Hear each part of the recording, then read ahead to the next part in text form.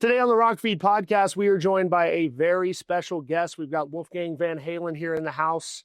The new album, The End, is out everywhere now. Fantastic album.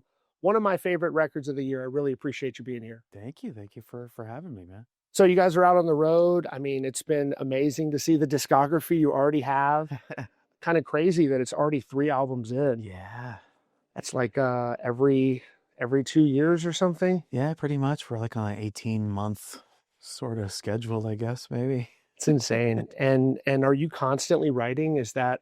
Not really. I mean, every now and then I'll come up with ideas, but usually it's like, I think when you're touring, you're resting your brain from recording, and when you're recording, you're resting your brain from touring. So it's like by the time you're done with either cycle, you're ready to hop in. So it doesn't feel like we've been on some sort of crazy pace or anything. Right. It's just when I know, like probably near the end of next year, I'll probably just start thinking about ideas and going through old ideas that maybe I want to take a second look at. And by that time, I'll have amassed maybe, 5 to 10 more ideas that I'm like, these would be cool. So that way, by the time we start recording, probably 27 or something. It's just funny to already be thinking about the next record when The End just came out 2 weeks ago. Yeah. And when did you finish that up? Are you working up until the last minute? Or... Yeah, it was we finished it in February, March. I think March is when it was mastered. So yeah. And it's got to be cool for you because I know a little bit about the recording process, and it's hard enough just handling one responsibility. And for you, man, it's the frustration of like getting the guitar parts right or the vocal part right. You've got to be an incredibly patient person to be able to persevere through all of that. Yeah, I don't know. I just think it's maybe like a thing I feel like I have to undergo in order to, make my own artistic statement. I think my I don't know if I want to call it desperation, but my desperation to just do something outside of what my dad did and to be my own person.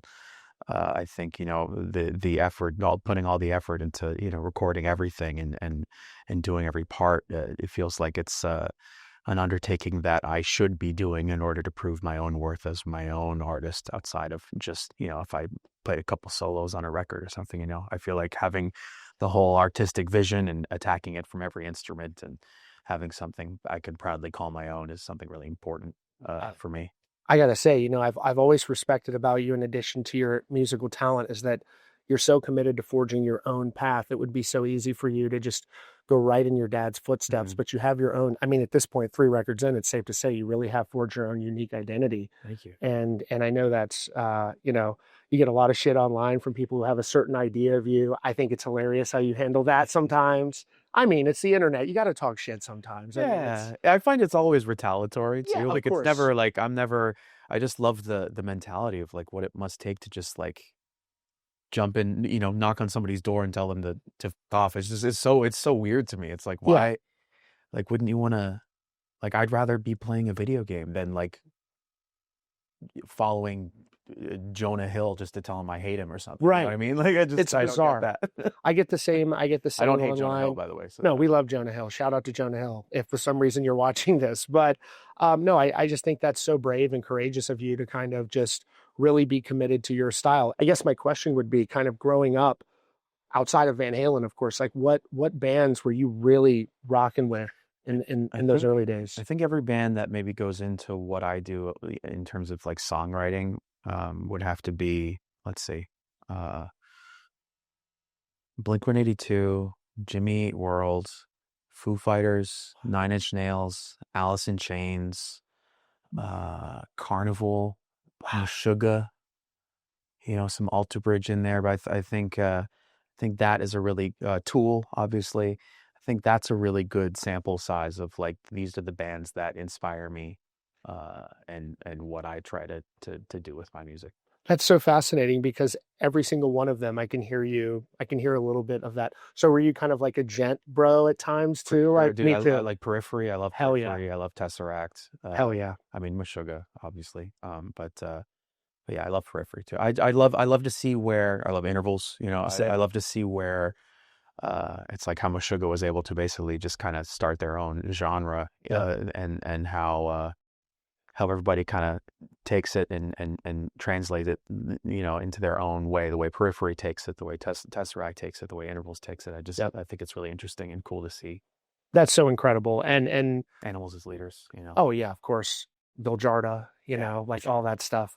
And I think that for you as well, I'm not like I don't understand gear entirely, but I feel like for you, obviously, with the studio and everything, I'm guessing that's where you recorded Yeah. the album. Yeah. And I feel like you really must have a really deep understanding of gear and like the complexities of the recording process from spending so much time in like a world-class studio. Not as much as one might think. I think, I really like to focus on the performance and the writing Mm, aspect, and I feel like I'm overloaded enough as it is. yeah. I understand what I like and what I like to do and how I like to sound, but I put a lot of trust in the people around me, i.e., uh, Elvis Basquette, my producer, and Jeff Mall, our engineer, and also Matt Bruck, who I run the EVH with him. He founded it with Dad, 30 years ago, or however many. My brain's sorry, tour brain. No, you're fine. Um, This is but uh, amazing. yeah, no. So it's like I'm lucky to have people I trust, and Elvis and I have a really great trusting relationship in the studio that I know that we're gonna find what we think is best moving forward. So it's like I trust them to handle the studio stuff, and he trusts me to handle the writing and the performance stuff, and so I think it's a really good uh marriage, so to speak.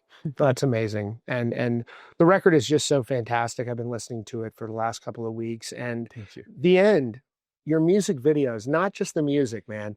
The music videos are so fun. You really can tell that you're heavily involved in the conceptuals of that. And, is there any sort of this is the first titled album, huh? Yeah. Is there any sort of meaning or thing that you were trying to convey with the title of that? Or I think it's the closest thing to a concept album without really calling it a yeah. concept album. I realize that I think therapeutically, songwriting is a thing that helps me just kind of work through whatever I'm going through mentally at the time. And I'm a medicated, anxious person, and so it's like I had a really bad panic attack before I started writing it on the plane to one of the last Metallica shows at Mm. the end of 24, and uh, and so I think that was like what started the writing process. We rolled right into writing from there, and so I think that kind of bled into the lyrical writing, and then also the fires in Los Angeles were happening at Oh the my same time gosh. that we were recording the vocals. So there was just a lot of panic happening. And so I think by the time I was done with all the lyrics, I was like, wow, I'm really focused on a lot of dark stuff right now. And so it almost like seemed that the end was this. Once I finished the song, The Wow. End, I was like, that really just seems like one, the centerpiece of the record, and every other song on this record seems to be like exploring what the end can mean in different ways. And so it just seemed, when we started, I wasn't sure if it was going to be Mammoth 3 or if it was going to be our first titled record. So I kind of let that process show itself. And by the time we were near the end of it, I thought the end seemed like it was right. And it was fun too, because it's almost like a meta reference to where the band is at the time as well. It's kind of the end of the old, beginning a new type stuff, if you want to be a poetic douche about it. But like, because we dropped the WVH, we got the copyright on Mammoth, so it's just Mammoth moving who forward. who was not to get too down in the weeds, but I never understood that because wasn't this like a family project prior to this? Or I could be wrong. No, I mean, it was really just copyrights are a very weird thing. Yeah. I believe like, man, like there's random copyrights that like just companies have for like old name. There's so many people are just like sitting on stuff, Oh. and Mammoth on its own was not really owned by anyone, and Mm. so but we couldn't. We had submitted in what, like 2019 or something initially for the copyright, right? And so it took 4 years, three of which we were out there proving that we are worthy of being that. Right. It's like how Ghost was Ghost BC for the first year or two when they were touring in the States, Yeah. because they couldn't secure the name, and then they outlasted and they were Ghost, and so so we shed our BC. Right. So True. yeah, I remember we were at Toad's place in in New Haven, Connecticut. That's we were so whenever the last show we played there, it was that day that we got the alert. It was like, hey, patent office just or not the patent office, the copyright. Yeah, our copyright attorney was like, "Hey, you got it," and it was like, "Holy shit, really? That's That's crazy." So amazing. it was in that moment where like, okay, next album, we're dropping the WH. It's Right. great because that's what we wanted from the beginning. What's the last song on the album? Is it called Apologies? All in good time. All in good time, dude. I mean, one of the things that you have such a knack for is writing a nasty hook. You can write one hell of a chorus, and I'm such a fan of like massive choruses. And if you haven't listened to Mammoth, like every single album, you can just start with the first one right at distance, and it's crazy. And that's why I'm a huge Alter Bridge fan. I'm a huge fan of Seven Dust fan. Like any band with those massive over the top choruses, and you've been such a in your own way a continuation of that. And I just see that in this album. There's a lot of ballads, which I think there's actually a deficit of in rock right Yeah, now. yeah. Everybody wants to write about beating somebody's ass or something, and like we still need ballads, man. I'm a fan of a good ballad. Absolutely. Yeah, I think melody is very important, and I Yeah. think that's what the mission statement of Mammoth is, I guess, is that, no matter how heavy or rocking a song could get, I think melody is very, very important. So I definitely try to try to infuse the, most catchiest melodies you can within, the context of the song. Yep. I mean, your music videos are so entertaining. The I Really Want a video is absolutely hilarious, whatever that's about.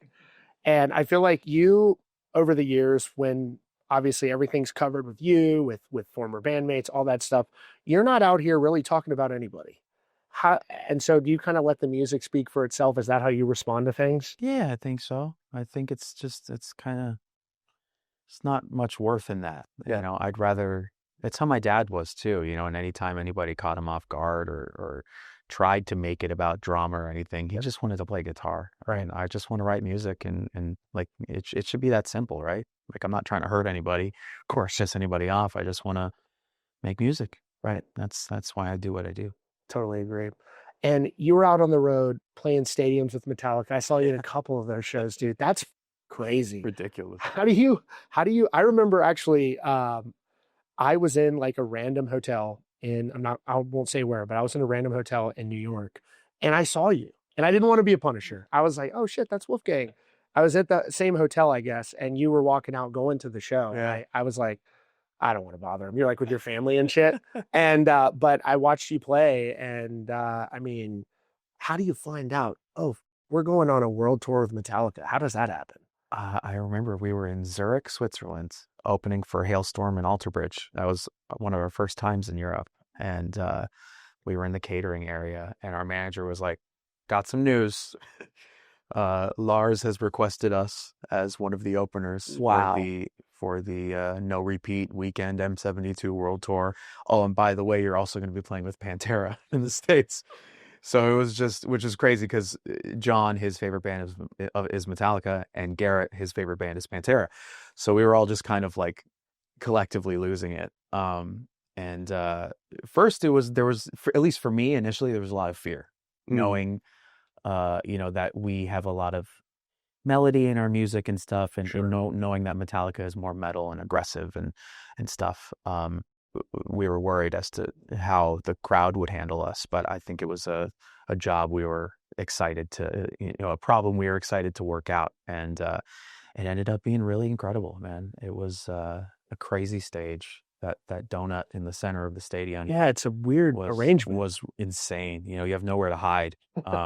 So I think, it took us, 20 of the 26 shows to figure out how to utilize the stage, but it was really crazy, and it was an incredible thing to be a part of. They were so kind and welcoming. I've heard they're great. Yeah, man, they were really cool. They even gave me a plaque that said what did it say? Like that we made every show. What was it?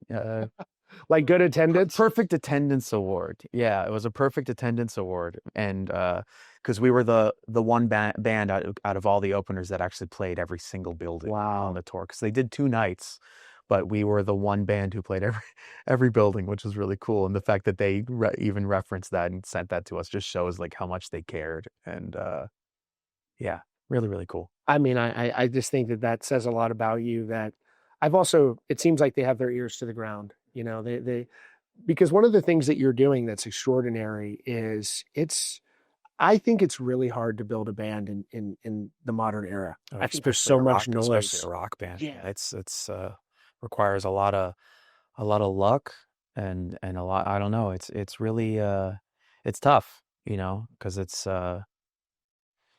you know, I think from both sides. I think people are like, you know, they think that because of what my last name is, people just kind of like hand stuff to me right. and like, but that doesn't mean like, say, if we just walk on stage here and nobody knows who the hell we are, it's like there's not, you can't like pay 1,200 people to show up, you know. It's so it really is just a matter of we've been grinding for 4+ years at this point. What our Truly. first shows was July of 21, and you know, and if it wasn't working out, it wouldn't work out. But so far, we've been lucky enough to develop our own audience, and it's been really, really cool, man, to see, especially these shows on this tour, seeing the diversity in age Yeah, and gender.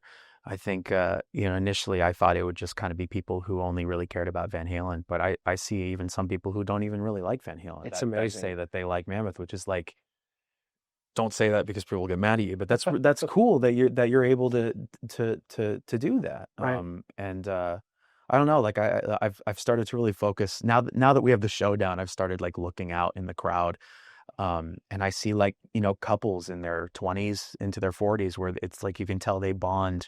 Maybe they listen to the music in the car or something. Right. You know, I don't know. It's just really cool to see to make that connection with people on a whole different level that I didn't think we could. So it's I mean, it's a very testament grateful. to the music. And I mean, I even say about you, like in my own experience, I know that there's a lot of children of successful musicians, Mhm.